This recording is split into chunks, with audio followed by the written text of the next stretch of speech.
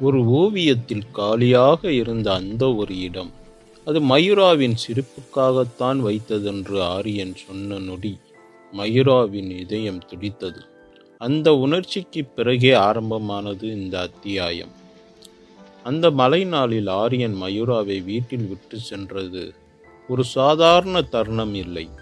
இருவரின் மனசுகளிலும் ஒரு வார்த்தை கூட சொல்ல முடியாமல் நின்று கொண்டிருந்தது.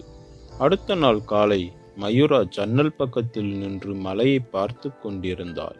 ஆரியன் சொன்ன அந்த ஒரு வரி அவள் மனதில் திரும்ப திரும்ப ஒலித்து கொண்டே இருந்தது.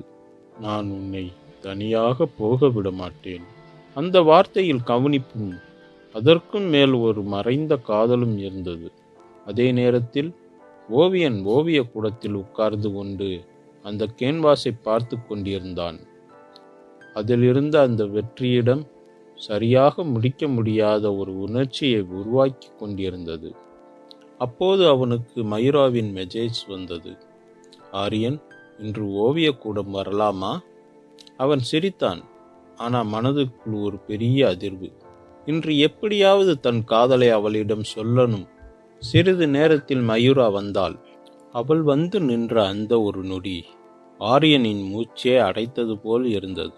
மயூரா ஓவியத்தை பார்த்தாள். மலையில் நின்ற தனது காட்சி அழகாக இருந்தது. ஆனால் கீழே ஒரு வெற்றிடம் இருந்தது. அவள் கேட்டாள், ஆரியன், இது ஏன் இவ்வளவு காலியாக இருக்கிறது? ஆரியன் மெதுவாக சொன்னான், அந்த இடம் நான் தினமும் உன்னை நினைக்கும் இடம். அதில் நான் வரைய வேண்டியது உன் சிரிப்புத்தான் மயூரா. இதை கேட்ட மயூரா அதிர்ச்சியுடன் அவன் முகத்தை பார்த்தாள். அவளது இதயம் திடீரென துடித்தது. அவள் உதட்டிலிருந்து ஒரு வார்த்தையும் வரவில்லை. ஆரியன் மெதுவாக கேட்டான், நான் சொன்னது தவறா? மயூரா சிரித்தாள். அந்த சிரிப்பே பதிலாக இருந்தது.